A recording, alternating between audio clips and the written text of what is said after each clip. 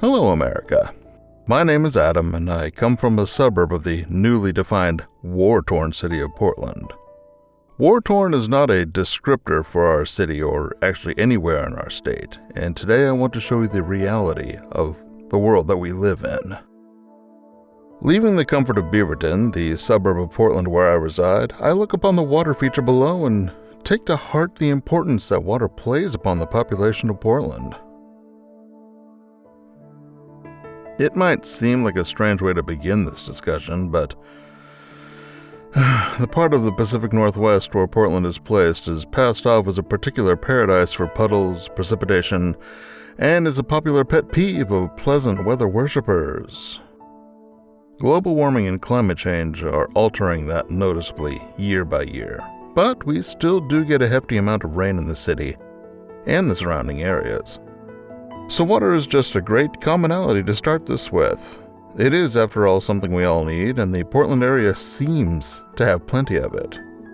But that, much like the idea of this city at war, can be an illusion. We do have our regular droughts, after all. In any case, it's time for me to break away from my neck of the woods and drive into the bigger city in question, Portland, Oregon. And I'll start with something fun, Oaks Amusement Park. Oaks Park is not the largest park in the world. It's not even a medium-sized park. It is, however, a park, and that means it's actually something to do around the city outside of camping, fishing, hiking, boating, skiing, anything that involves the outdoors. The park is a debatably low-cost place for local families to come and spend some pent-up energy while the weather is good. Entry is free, but parking costs a few bucks, and ride bracelets will set you back some, especially if you're recovering for a family. If you want to record video on attractions, you're going to be paying a hefty fee for insurance costs, paying for staffing for early entry or for keeping the attraction open after closing time, as well as planning your visit at least 28 days out. But there's more to this park than meets the eye. It's listed on the National Register of Historic Places for one. It may not look like much, but Oaks Park in Portland has the largest skating rink this side of the Mississippi River. That rink also still utilizes a pipe organ on the second floor to blare out music when people are skating, which is something I don't honestly do. While there used to be thousands of parks like Oaks around the country, the park is currently one of the last 15 trolley-type parks in the whole United States. At over 100 years old, with many original structures still in use over the park area, the place is like a museum. A symbol of Portland in its early days, and is not something you would find open and enjoyed in a city at war. Coming back to the peace and comfort of the inner city, I'm seeing a lot of basically empty streets in this war-torn community. This is actually normal.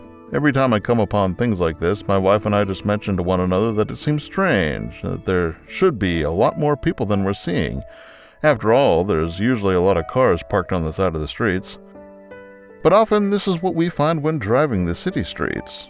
Now, the freeways are a different thing, make no mistake. Those still get crowded and busy, but the regular city streets? Maybe not so much. I mean, they do sometimes, but not usually when I'm driving them. I'm driving these roads on a sunny Saturday afternoon. People should be out enjoying the sun and whatever the city has to offer that I'm not aware of. By and large, though, I'm not finding that, and I'm certainly not seeing a war of any kind going on. Well, here's something.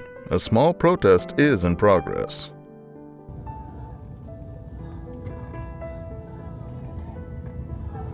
It's not a big one. All right. Love you guys.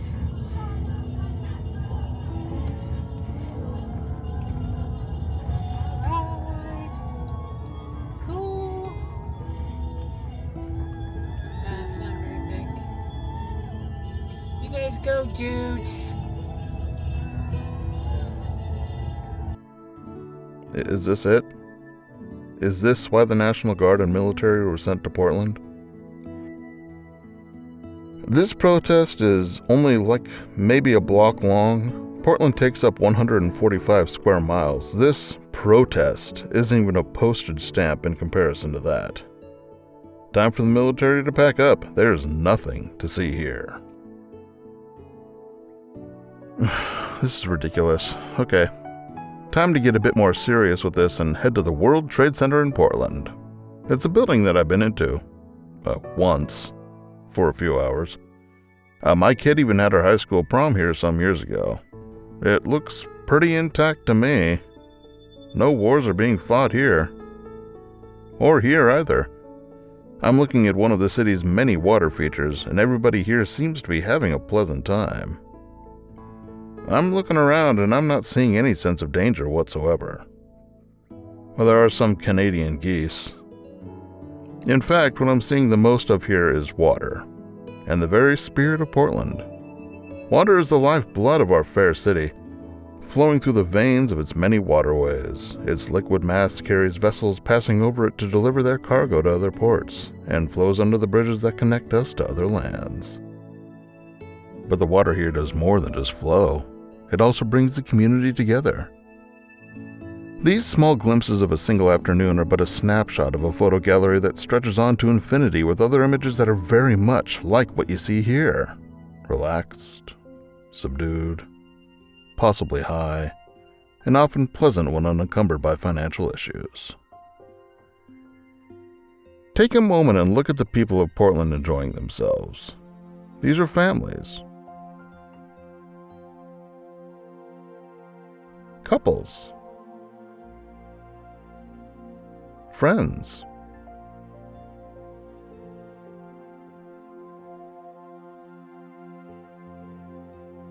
Individuals enjoying their city. This would not happen in a time of war. I have stopped at what some people call the heart of the city, Pioneer Courthouse Square. What I once knew to be a very busy place today seems like anything but that. The place is empty. Let me move and make that clear a few times.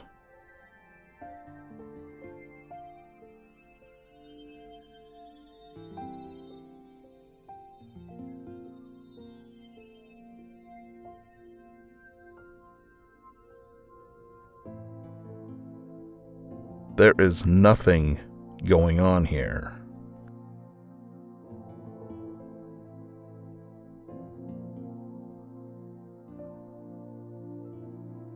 The Max comes and goes regularly around here, either delivering passengers or taking people to different destinations in and around the Pacific Northwest. It's a handy mode of transportation, and comfortable too. I can't tell you how many times I've fallen asleep on it and missed my desired stop. Looking over the rooftops above me, how can anyone with a brain think that this is a city at war? There is no war here. Well, I take that back. This guy is at war, but the war he's fighting is one for attention, and that's just one dude. One very loud, very annoying dude. Fulfills the law, serving one another, fulfills the law. It's what Christ did when he was here. It tells us in Matthew. There are no turbulent skies here. There are food trucks, lots and lots of overpriced food trucks. Oregon seems to be known for these things. And there's water. Even our statues are playing in it, either spitting it up and spitting it out, or coming prepared with an umbrella in tow. As a city of rain, like it or not, the water is what joins us together. The city of Portland is not one torn by war. The only war going on is between citizens and housing prices. I think that's a problem facing much of the country, though, not just a localized one. Any war that Trump thinks is going on here is one that has been fabricated by Fox News, which is, per Fox News, entertainment, not real news. The picture he is trying to paint of this fair city to the rest of the country is a fake one. It's another false flag raised up by this lunatic to distract the public from what he is really trying to do, which is, again, to be in office for the rest of his life in order to avoid being sent to prison. At the end of the day, that's all there is to it.